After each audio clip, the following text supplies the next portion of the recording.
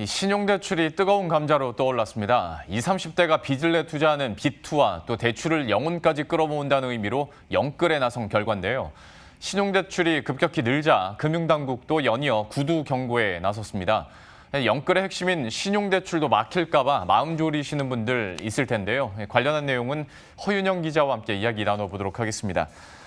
먼저 최근에 신용대출이 그러면 얼마나 많이 늘었는지 이것부터 한번 정리해 볼까요? 네, 그래픽으로 나올 텐데요. 이 7월 달에 그 은행권의 신용대출 증가액은 3조 7천억 원으로 이 통계 작성 이래 최대치를 기록을 했습니다. 그 3조 7천억 원이면은 이 건별 금액이 훨씬 큰 주택담보대출 이 7월에 4조 원 증가했거든요. 예. 이 증가액과 맞먹는 수준입니다.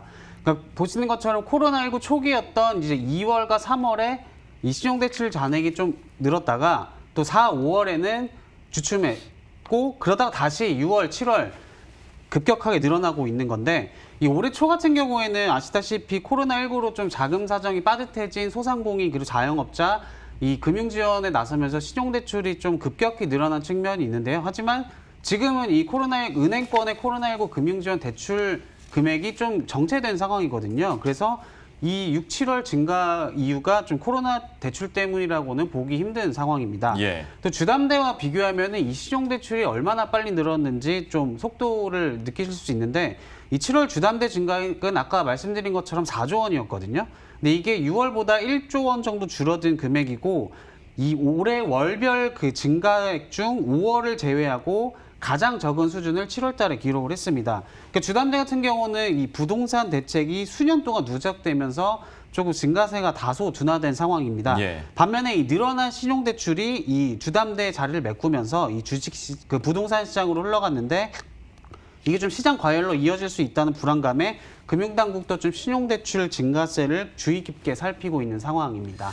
그러니까 뭐 얘기해 준 것처럼 이렇게 신용대출이 크게 늘면서 결국 흘러간 돈이 뭐 20대들은 주식으로 엄청 투자를 많이 했다고 하고 때문에 주식시장에서도 신용 공여가 급격하게 늘었고 30대는 어떻게든 신용대출 그러니까 영혼까지 다 끌어 모아서 내 집 마련하자 뭐 이런 것 때문에 부동산 시장으로 지금 자금이 흘러간 거죠? 맞습니다. 저만 해도 이제 주위에서 30대 친구들이 항상 모이면 하는 얘기가 거의 부동산 그렇죠. 일 네. 정도로 지금 화두인데 이 7월에 표가 나올 텐데 7월에 이제 서울 아파트를 가장 많이 사들인 세대가 30대였다고 합니다. 총 5,345가구를 매수했는데 이는 전체 거래의 33.4%를 차지해서 40대, 50대, 60대보다 30대가 매매한 비중이 많았습니다.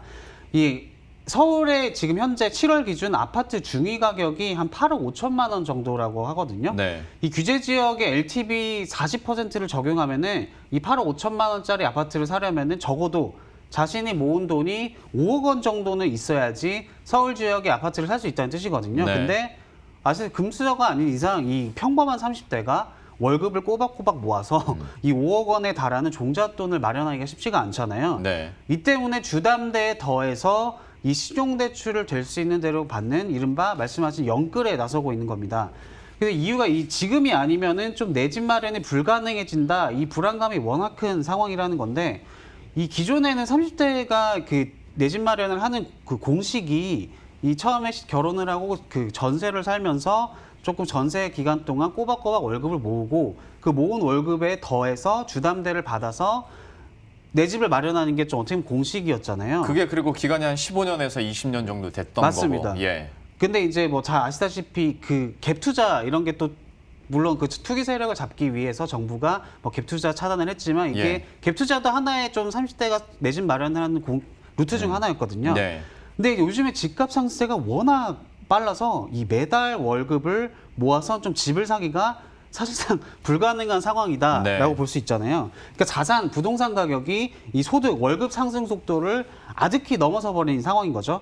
여기에 초저금리까지 겹쳐서 이자 부담도 크지 않은 데다가 이 전세 가격은 오르고 공급 부족의 청약 당첨은 하늘의 별따기가 되니까 무리해서라도 영끌해서 주택을 사자라는 게 낫다고 좀 30대들은 판단을 하고 있는 것 같습니다. 예. 그러니까 즉 지금 상황 30대들의 심리는 집을 사서 내가 수익을 보겠다, 차익을 보겠다 이런 심리도 물론 있겠지만 이것보다는 지금 사지 않으면은 영원히 못 산다, 막차라도 타야 된다라는 이 심리가 조금 더 우세한 듯한 분위기입니다. 하다 보면 이런 영끌에서 모은 돈들이 부동산 시장으로 갈 수밖에 없는 상황인 건데 하다 보면 또 정부 정책과 반대되는 그러니까 부동산 시장의 과열로 이어질 수도 있는 거 아니겠습니까? 맞습니다. 금융당국에서도 이 부분을 좀 우려하는 것 같더라고요. 지난주부터 조금 갑자기 신용대출에 대한 구두 경고를 보내고 있거든요. 네. 정부에서.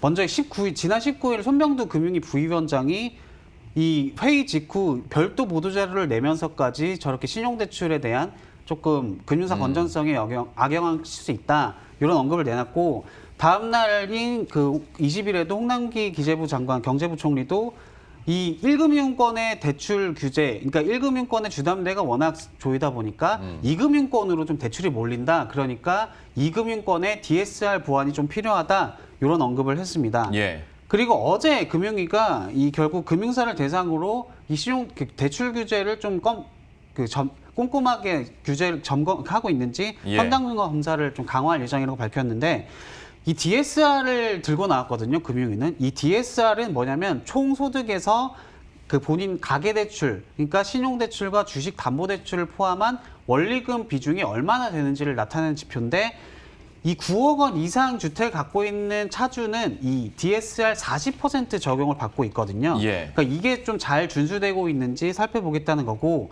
또 현재 은행에서 이 주담대를 받은 시점에서 3개월 이내에 신용대출을 받는 경우에 이 LTV에 합산을 하게 돼 있어요. 왜냐하면은 이 주담대를 LTV 한도까지 받고 시차를 좀 뒀다가 신용대출을 추가로 받아서 집을 사는, 좀 어떻게 보면 규제 회피를 좀 막기 위한 조치인데, 이 앞으로 은행 창구에서 이 신용대출을 취급할 때 이 주택구입 목적 여부를 좀 더 꼼꼼히 확인하겠다는 방침입니다. 그러니까 이렇게 금융당국이 이 경고성 발언을 내놓으면은 이 막 규제까지는 아니잖아요. 법을 만들어서. 근데 은행 자체적으로도 이 신용대출을 심사할 때 더 보수적으로 임할 수밖에 없는데, 이 가뜩이나, 근데 은행 입장에서 보면은 가뜩이나 코로나19 사태 이후에 대출이 급격히 늘었거든요. 네. 이 은행 입장에서도 지금 건전성 관리가 좀 필요한 시점이라서 이 신용대출 문턱이 높아질 수 있다, 이런 좀 불안감이 마냥 근거가 없는 얘기는 아니다라고는 볼 수 있습니다. 예. 그러다 보니까 주담대에 이어서 행여나 신용대출도 좀 문턱이 올라갈까 봐 좀 미리미리 받아두자, 이런 30대가 늘어나고 있는 상황입니다. 그러니까 앞서서 저희가 그 조정현 기자의 리포트 내용과도 일맥상통할 것 같습니다. 그러니까 뭐 은행 입장에서는 건전성 관리를 해야 되는데 금융당국에서는 어떤 금융 지원을 계속 한 차례 더 하라는 뉘앙스이기 때문에 여기에 따라서 좀 딜레마가 생길 수밖에 없고, 금융당국 입장에서도 지금 갑자기 신용대출을 뭐 제도적으로 막는 건 좀 무리가 아닐까 싶기도 한데 어떻습니까? 말씀하신 딜레마라는 단어가 현재 금융당국의 상황을 잘 설명하고 있는 것 같은데, 예. 결론적으로 그 정부가 당장 신용대출 규제 카드를 꺼내들 가능성은 낮습니다. 왜냐하면 코로나19가 오늘도 아시다시피 거의 계속 지속이 되고 재확산이 좀 지속되고 있으면서 예. 당분간 이 은행권의 이 금융 지원이 이어져야 하는 상황이거든요. 근데 이 은행권의 금융 지원은 대부분 소상공인, 자영업자 등을 대상으로 한 신용대출인데, 이거를 규제를 하게 되면은 비 올 때 우산을 뺏는, 그러니까 정부가 가장 두려워하는 상황을 스스로 만들어내는 격이기 때문입니다. 그러니까 즉 금융당국 입장에서는 이 늘어나는 신용대출을 막을 수는 없는 상태지만, 이 신용대출이 부동산 시장으로 흘러가는 걸 억제해야 하는 좀 굉장히 어려운 과제를 안고 있는 상황이라고 보시면 되고, 예. 당분간은 이 뭐 규제보다는 좀 상시 점검을 통해서 신용대출을 좀 관리하면서 이 부동산으로 흘러가는 자금줄을 관리하는 데 좀 주력할 것으로 보입니다. 예. 지금까지 허윤영 기자와 함께했습니다. 잘 들었습니다. 감사합니다.